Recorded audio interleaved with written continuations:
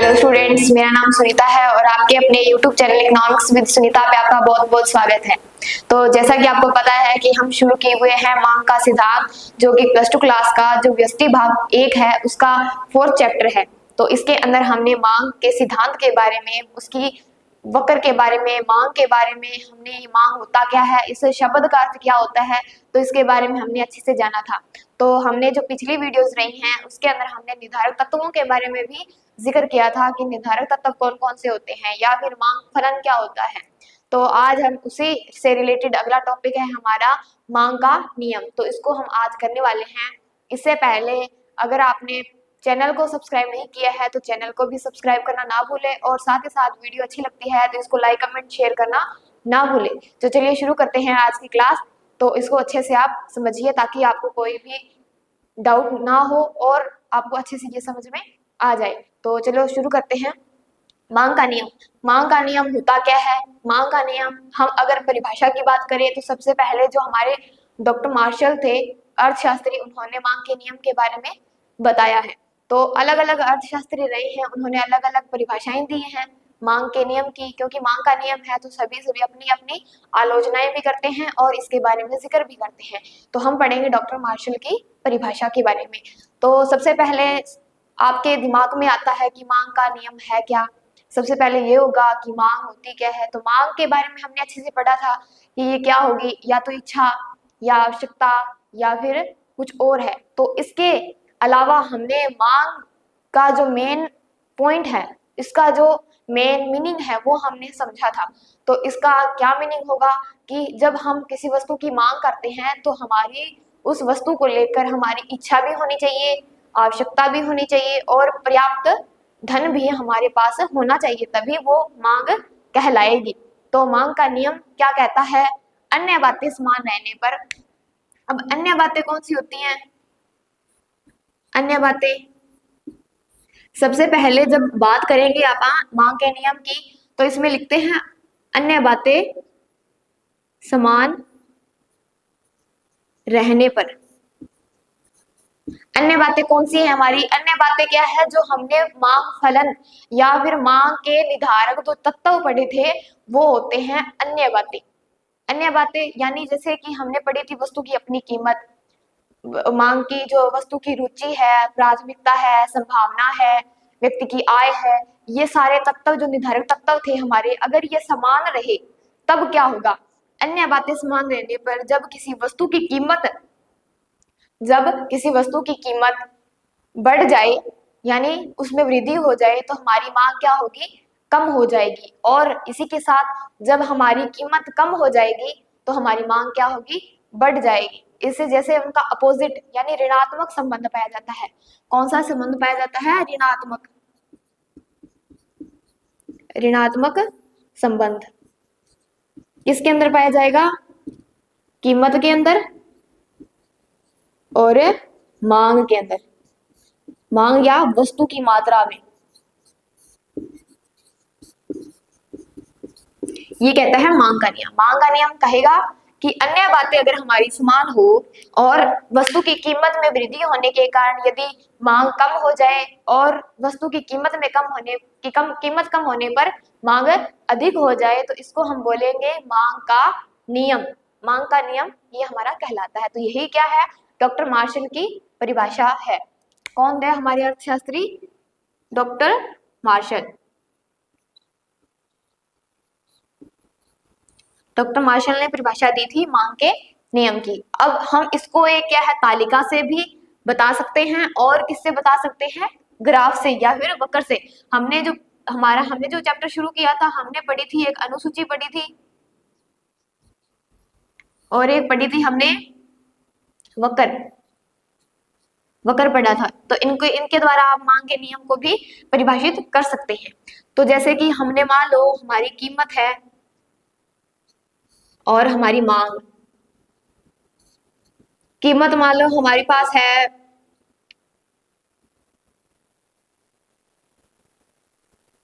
ये, मान लो आपके पास है 100, तो ये आपके पास है 250। और अगर मान लो आपकी कीमत कम हो जाए, जैसे 90 हो जाए, तो इसमें क्या प्रभाव पड़ेगा? ये हो जाएगी आपकी 200 और मान लो कीमत आपकी कम हो जाए, सॉरी, आपको क्या करना है कि कीमत को आपको कम करना है और मांग को बढ़ाना है, तो ये आप करेंगे 300। और अगर आपकी कीमत कम हो जाए तो आप मांग ज्यादा कर देंगे, तो कितनी हो जाएगी आपके पास, जैसे 350। ठीक है, आपको कीमत को कम करना है, मांग को ज्यादा करना है। या फिर एक तरीका ऐसे होगा कि आप कीमत को अधिक कर दें और मांग को कम कर दें, यानी अपोजिट साइड रखना है, ऋणात्मक संबंध के साथ रखना है। तो आप, ये हमारी तालिका हो गई, तो तालिका हो गई है, तो इसको आप बताएंगे एक ग्राफ के द्वारा। तो ग्राफ के द्वारा कैसे बताएंगे,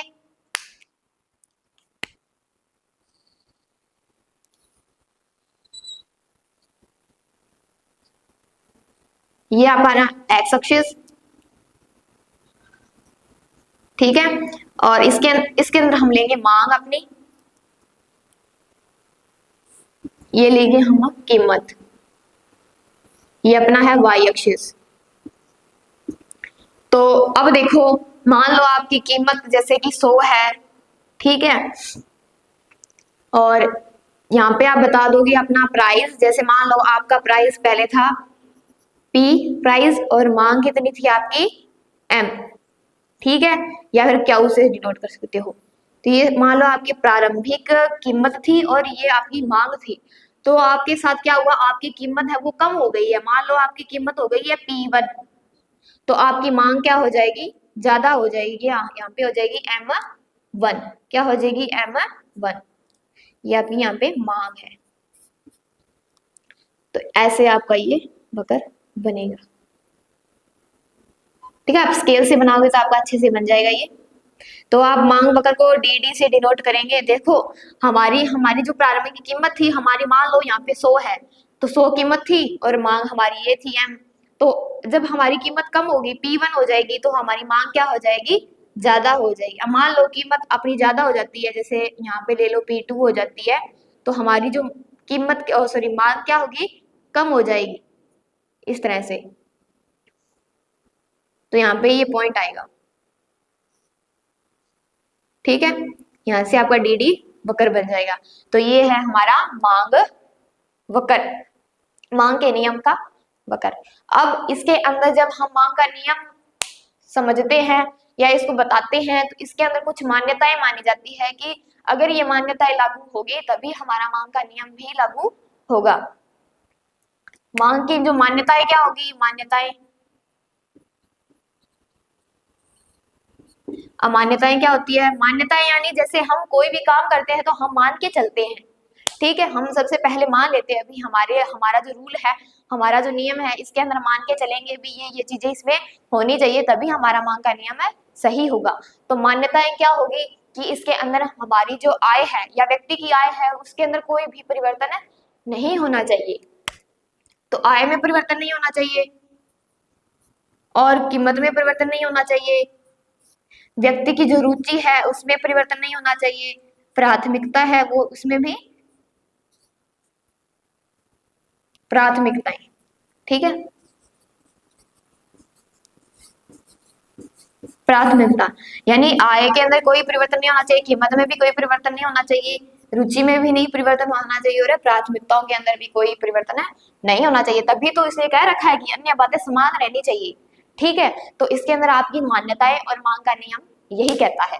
तो आपको आई होप ये समझ में आया होगा कि अनुसूची के द्वारा बता सकते हैं और वक्र के द्वारा भी आप मांग के नियम को डिफाइन कर सकते हैं। तो आई होप ये आपको अच्छे से समझ में आया होगा, और अगर आपको कोई भी डाउट लगता है तो आप मुझसे जरूर शेयर करें ताकि आपके जो डाउट्स है वो क्लियर हो सके। तो आज के लिए बस इतना ही, मिलते हैं नए टॉपिक के साथ, तब तक के लिए बाय एंड थैंक यू। और साथ साथ ये जो चैप्टर है आपका बहुत ही इम्पोर्टेंट है, तो इसको आप अच्छे से कीजिए ताकि आपको ये चैप्टर बहुत अच्छे से समझ में आ सके। तो मिलते हैं नए टॉपिक के साथ, तब तक के लिए बाय एंड थैंक यू।